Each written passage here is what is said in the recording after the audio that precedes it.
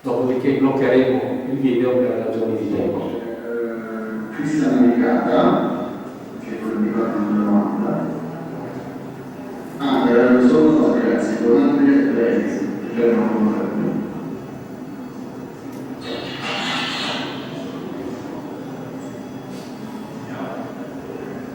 Buongiorno, Cristian Nicata, Associazione.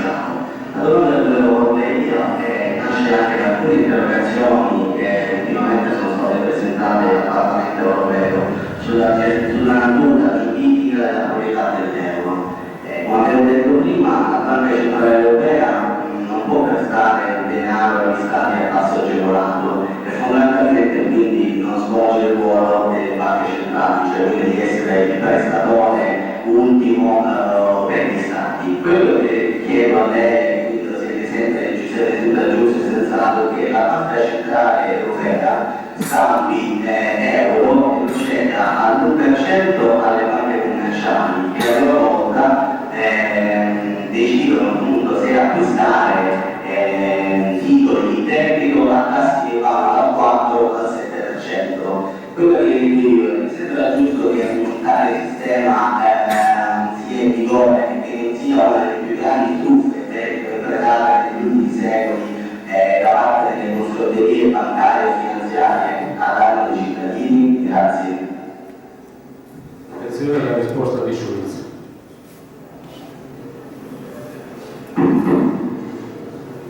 Sono d'accordo. Il stoppato è sempre in internet, potete tranquillamente vedere. Quindi il Presidente del Parlamento europeo dice che è d'accordo che questo sistema è una truffa.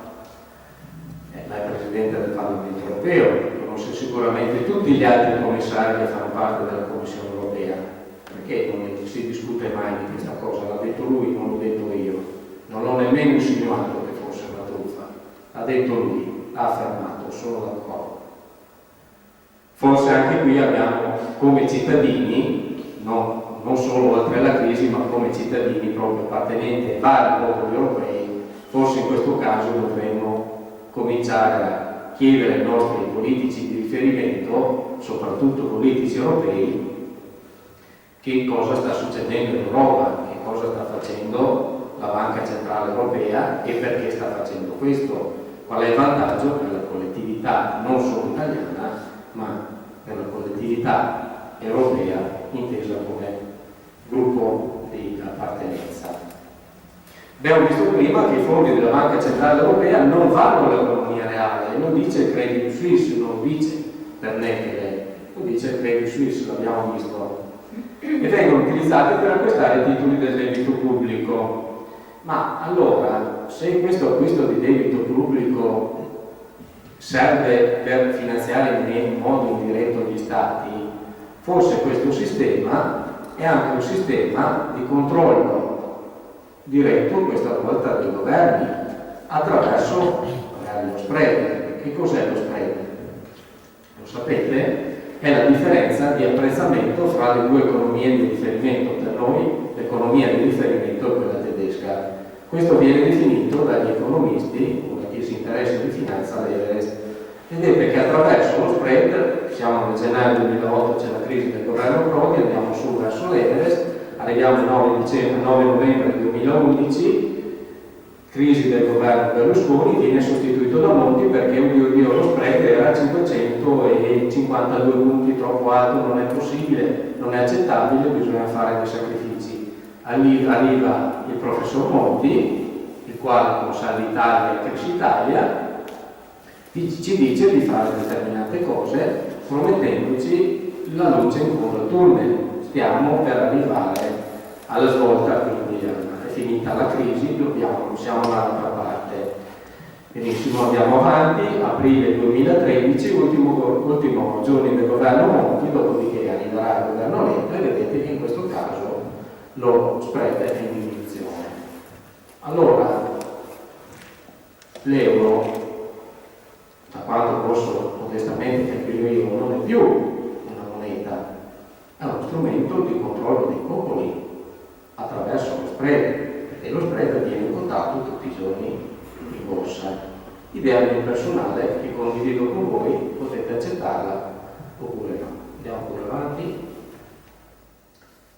Attività economica, stiamo parlando di attività economica, abbiamo visto Plastico Lastico 1933 che ci dice divisione fra le due cose, speculazione e attività di carattere economico reale. Ci supporta in questo l'articolo 41 della Costituzione, abbiamo visto prima, sappiamo perfettamente, dopo conosceremo sicuramente qualche imprenditore che ci dice non ce la faccio più. Recentemente purtroppo con Serve un altro signore ha deciso di cambiare vita perché non riusciva più nella sua attività economica ad andare avanti. L'articolo 41 della Costituzione è di una chiarezza cristallina, io direi. Leggiamo velocemente. L'attività economica privata e libera non può svolgersi in contrasto con l'utilità sociale. Vedremo poi che cos'è. O in modo da recare danno alla sicurezza, alla libertà e alla dignità umana. La legge determina i programmi e i controlli opportuni perché l'attività economica pubblica e privata, la Banca Centrale Europea è banca privata, possa essere indirizzata e coordinata a fini sociali. Che cos'è la sicurezza? Che cos'è la dignità umana? La dignità umana viene riferita come sicurezza, libertà, dignità umana, parametri invalicabili che rendono illegali tutte le iniziative economiche assunte in contrasto con essi. Io non posso fare un'attività di carattere economico che spinga qualcuno ad essere a me soggetto, per esempio schiavizzando, oppure spingerlo al limite estremo che decide di cambiare vita. Non lo posso fare, dice l'articolo 41 della Costituzione, ci deve essere un limite sociale, un limite dell'utilità sociale. Quando vado oltre, corso contro l'utilità sociale, corso contro l'articolo 41 della Costituzione a cui tutti noi italiani siamo sottoposti. Andiamo avanti. Abbiamo parlato prima di euro, abbiamo sentito il signore prima che faceva una domanda a Martin Schulz, ma dice: ma questo euro che viene messo dalla Banca Centrale Europea, i finanziamenti del Long Term Financial Operation, secondo me, dice, non mi pare che sia la più grossa truffa. Cioè, ma perché abbiamo scelto l'euro? Quando ci hanno detto, mi ricordo perfettamente, Prodi e Ciampi con la bandiera stellata dell'Europa, siamo entrati nell'euro, una grande vittoria italiana. Perché siamo arrivati? Qual è stata la motivazione che ci ha portato all'euro? Sentiamo questo signore noto di centrale. Però sapete come abbiamo deciso che trasferire a livello europeo quei poteri di sovranità economica che sono legati alla moneta era troppo, più di quanto ciascuno degli Stati membri fosse disposto a fare. E allora ci siamo convinti e abbiamo cercato di convincere il mondo che sarebbe bastato coordinare le nostre politiche nazionali per avere quella zona, quella convergenza economica, quegli equilibri economici fiscali interni all'Unione Europea che servono a dare forza reale alla moneta. Non tutti ci hanno creduto.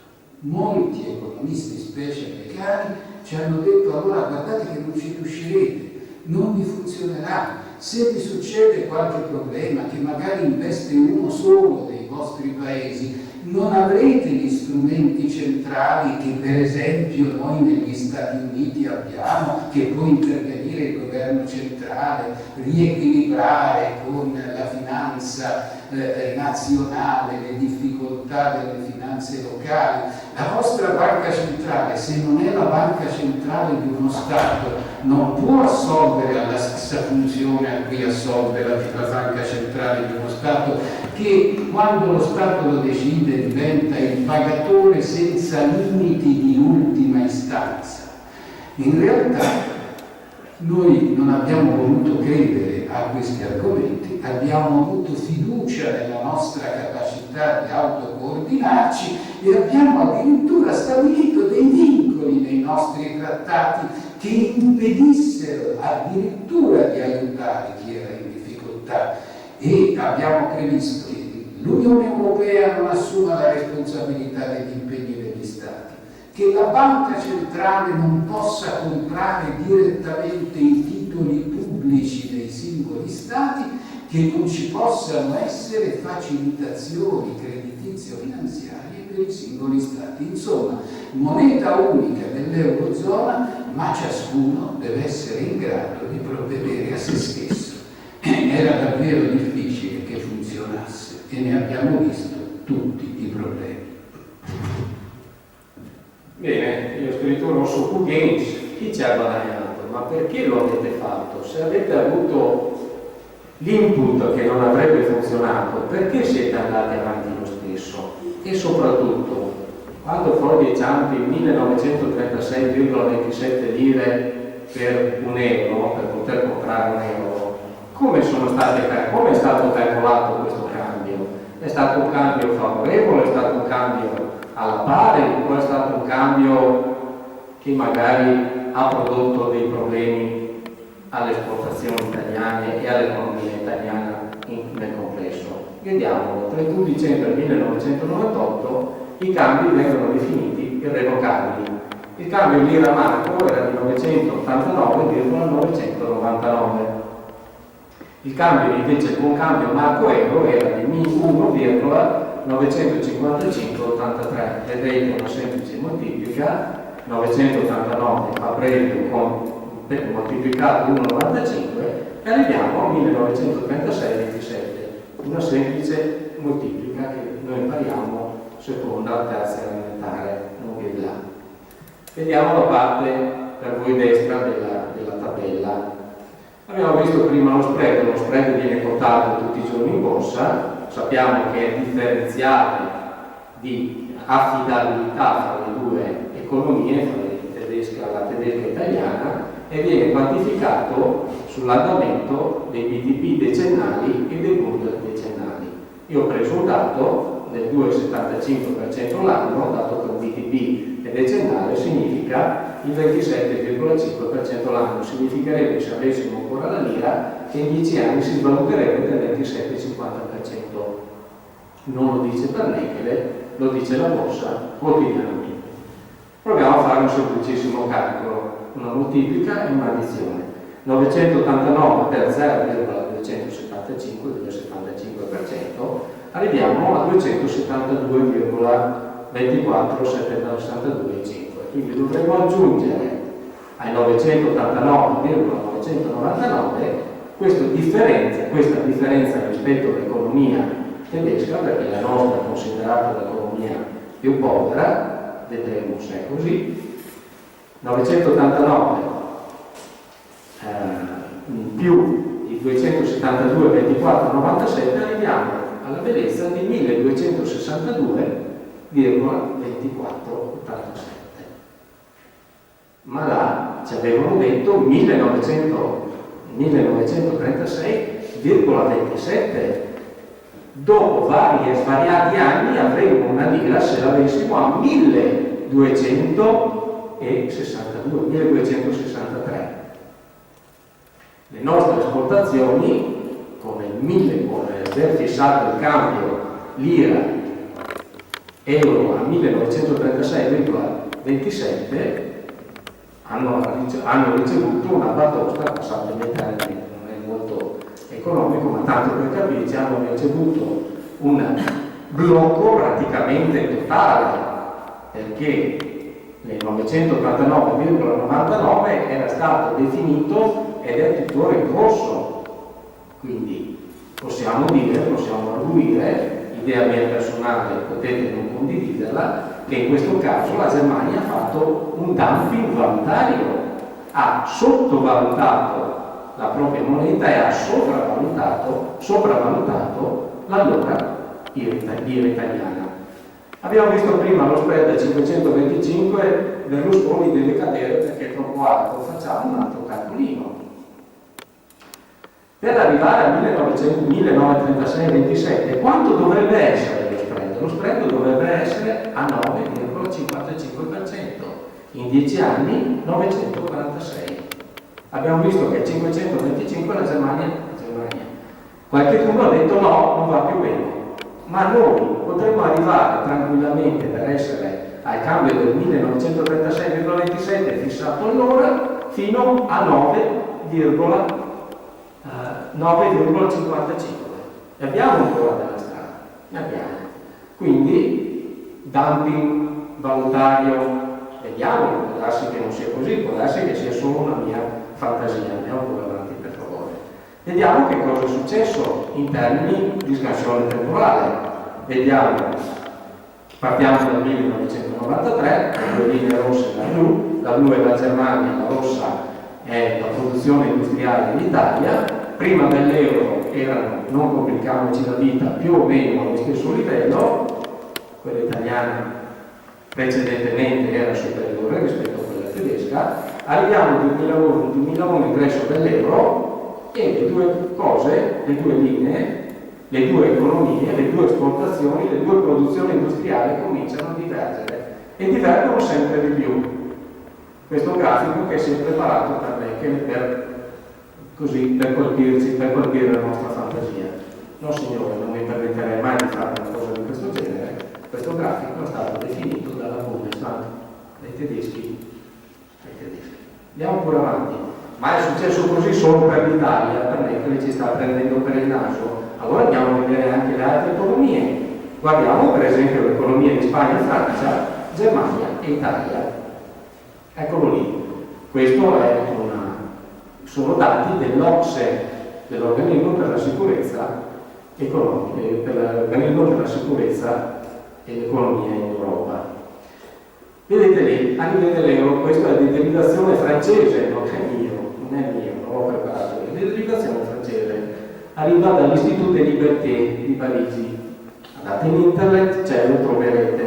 Vedete che anche in questo caso l'OCSE ci dice attenzione, perché da quando è entrato l'euro, chi ne ha dato il maggior vantaggio sono stati proprio i tedeschi, le altre economie. Francia, Spagna e Italia sono tutte in diminuzione.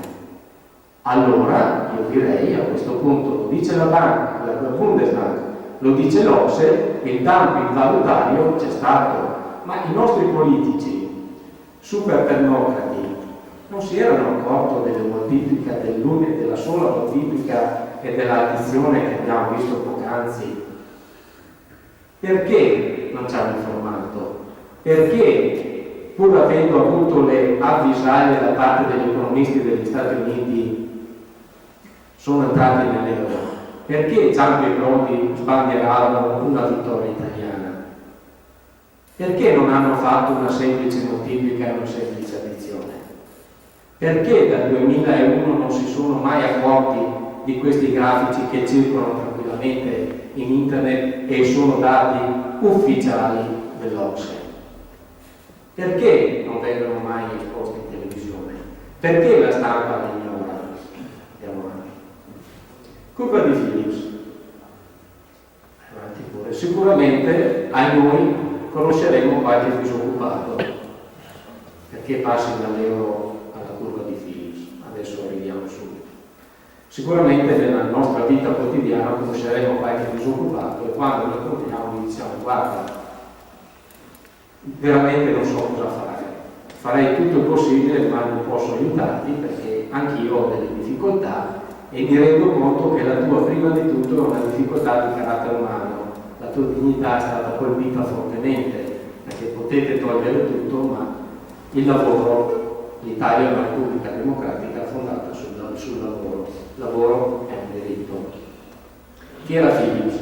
Phillips era un economista neozelandese che ha detto che c'è un rapporto strettissimo fra tasso di disoccupazione e tasso di inflazione. Vedete che quando l'inflazione è alta, abbiamo un basso, questa è semplificata, la curva di Phillips semplificata, ce ne sono anche altre, ma questa è quella più semplice. Vedete che quando il tasso di inflazione è alto, vedete il 10%, il tasso di disoccupazione è intorno al 2%. Se diminuiamo il tasso di inflazione, la disoccupazione aumenta sempre di più. E aumenta sempre di più anche quando saremo in tasso di deflazione. quindi saremo sotto, cioè ci sarà un maggior potere di acquisto